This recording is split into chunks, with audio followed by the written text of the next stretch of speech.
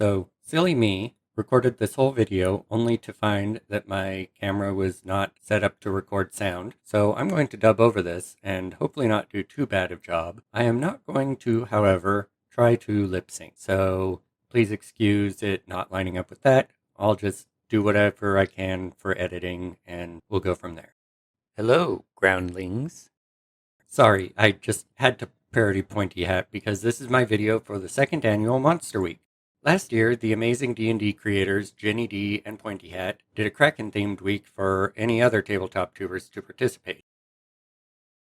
I, like usual, procrastinated too much and didn't get a video out for it. But they decided to make it an annual thing, so after you finish my video, head over to the daily playlist to watch all the others. Though, let's be realistic, you probably found me through the playlist in the first place, unless you're one of my 50 subscribers. If you are, thank you for seeing something in me early on, and I hope to live up to whatever that is. It clearly isn't editing or sound. So, without further ado, let's talk about this year's monster, the Dragon.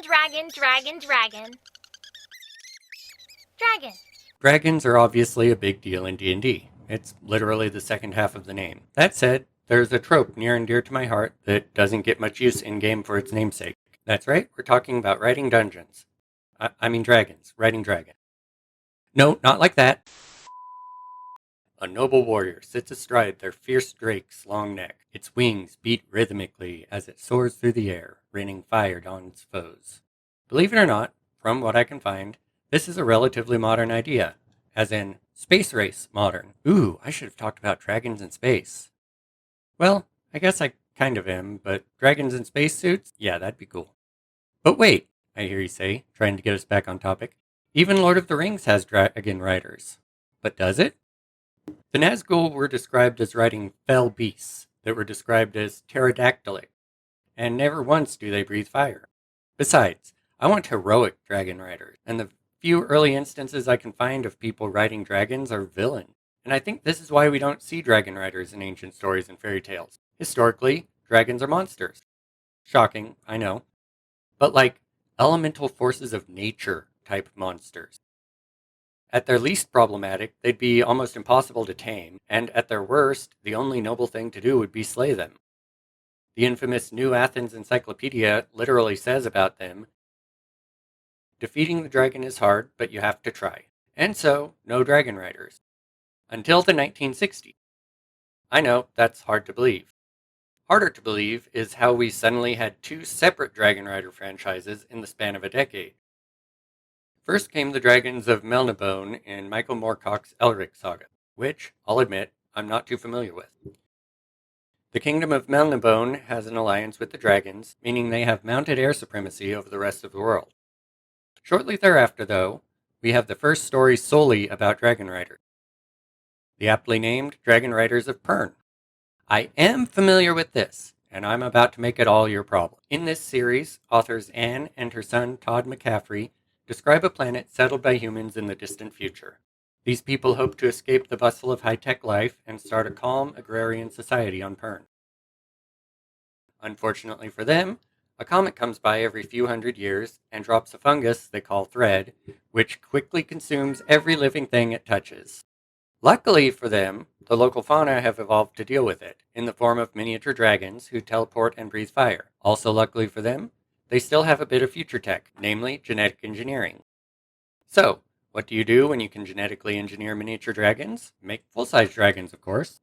The rest of the series then follows subsequent generations as they forget about the modern technology they left behind, become a dragon-centered pre-industrial society, and ride their dragons around to burn up murderous fungus every few hundred years. Obviously, from there, we have an explosion of Dragon Riders. Aragon, Warcraft, How to Train Your Dragon, but still not much in D&D. I think there are a few reasons for this. The biggest is the overall lack of mounted combat. Even though there's a whole spell for magically summoning a steed, it's mostly used for travel. The mounted combat rules are only 400 words long. I mean, it does make sense. The first half of the game's name is, as Aragorn said, no place for a pony. Secondly is balance. We all know how some GMs get when a player wants to run a flying character of any kind. Add in the rest of the dragon and you'll have a very unhappy game master. The rest of the party would probably get jealous too. Rightfully so, honestly. I think the last reason isn't quite as big, but it's timing. Like I said, dragon riding didn't become much of a thing until the 60s. Pern was released in 1966, only 8 years before the original D&D release. Wasn't really in the zeitgeist yet. That said, we did eventually get the drakewarden subclass for the ranger. This does mean you have to play a ranger. Okay, so I've never actually played a ranger or had one in a party, but I'm just hopping on the meme bandwagon. Mostly, though, it's only available in Fizban's treasury, so it's only been out a few years and also makes this class not core. So, luckily, only 2 out of the 3 reasons are hard to deal with today. I'm sure we could figure something out, right? Right? So, the drakewarden is fine. But before I give my thoughts, let's go over it a bit. Since it is from a fairly new book, you'd be forgiven for not knowing much about it. The drakewarden is a conclave for the ranger. This means you'll get access to it at 3rd level. Before that, you'll get the standard ranger features like favorite enemy and explorer, a fighting style, and you'll be a half-caster. Once you take the drakewarden subclass, you get your drake, which is a small dragon that can be summoned and dismissed. The flavor text recommends various ways to justify this, ranging from studying a dragon scale, to being gifted an egg, to having Bahamut himself bless you with it in a dream. No matter the origins, your small dragon starts out a decent fighter, with high strength, constitution, and speed, and a bite attack. Oh, and dark vision, because everything gets dark vision. Also, each time you summon it, you get to choose what damage type it embodies, which does add a nice bit of adaptability. You can only summon it once per long rest, though, unless you spend a spell slot. Early on, this draconic essence only affects what your drake is immune to and its infused strike, which allows you to add 1d6 elemental damage to any attack within 30 feet as a reaction. Finally, your actual character gets thaumaturgy and the ability to speak draconic. Given that your drake speaks draconic too, that gives you at least one conversation partner, even if they're only 8 intelligence. I mean, we all have a friend like that. One thing to note is that to start, your drake doesn't have wings. It's just a little elemental lizard. It doesn't get its wings until level 7. At that point, it grows to medium and gets the wing. You can also use it as a mount, but doing so makes it unable to fly. The only other things at this level are that its bite takes on elemental effects, and your ranger gets resistance to the elemental type you chose as well. A couple levels later, at 11, both your drake and you get a breath weapon. It can be any type, not just what you've chosen your essence to be, but you only get to use it once per long rest, or with the 3rd level spell slot. Finally, at the ripe old age of level 15, your dragon grows to large, allowing it to fly with you riding it, as well as a couple more elemental buffs. So I have thoughts. So I know game balance plays a big role in these decisions, but level 15 to properly ride your dragon seems crazy. Very few campaigns even get that far, and when they do, it could take years. Anything before that, and you might as well just play a Beastmaster. Also, comparing it to other classes, Paladins can summon a steed at 5th level, and as contentious as they are, Aarakocra can fly at walking speed from level 1. Comparing the Drake to the Beastmaster's primal options, it could easily fly early on without issue. It also seems the designers were trying to keep the focus from being too much on the dragon, what with giving the Rangers elemental powers too. Personally, as written, I would save the drakewarden for explicitly high-level campaign. Like with a lot of things, talk to your DM beforehand. If they aren't keen on flying characters, or the campaign being run will mostly be dungeon crawls, maybe choose another class and save Hiccup for later. Speaking of Hiccup, I took another page out of Pointy Hat's book and made you all something to sink your draconic teeth into. Or rather, I'm working on it.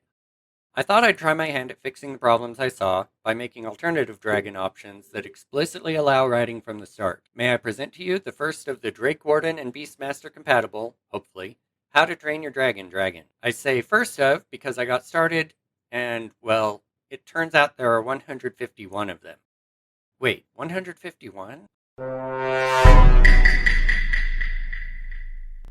I also made an option based on the Pern Dragon. Do note, they are far more defensive in style, having the blink ability as their reaction instead of the infused strike. I'll try to get more out really soon around everything else, but my car died, my cat almost died, both are better now thankfully, and we are decommissioning an entire office at work, so I've been busy and tired. If you have a problem with me taking a bit longer to give you something for free, come at me. That's why I always carry a sword. Okay, there's my Jenny reference. It felt a bit forced, but oh well. I hope the sword wasn't in frame before this. So, like, subscribe, and comment if you'd like to see me do that. I might even make minis of them and make it a series, as if I need another of those already. For now, let's take a look at what's finished. So I focused on the dragons of the main characters in the first movie. We obviously have the Night Fury. It focuses on speed and melee damage. I might tweak the Plasma Blast to be more readily used, but that's only if the others aren't overpowered and it's the Night Fury who is underpowered. But the Plasma Blast is a ranged AoE fire attack that can target a creature or a space. Next is the Deadly Natter, Asterage Dragon. The stats I used for these are based on those from the wiki and official Dragonpedia. I did some basic math to convert them to reasonable D&D numbers. This led to the Natter being pretty weak in stats, but it does have 3 attack options, so that should help. The Monstrous Nightmare is the one that can set itself on fire. I figured it best if it could only do that or a breath weapon per rest, not both. Again, I'm not too familiar with making monsters and balancing them yet, so it could change. The Gronkle is the big, slow bumblebee dragon. It shoots lava rocks and is notable for its faster recharge time, so I let it use its weapon after a short rest instead of long. It's also a simple range. Finally is the two-headed Zippleback. I want to play this one. It could be fun. It's one action to create a gas cloud,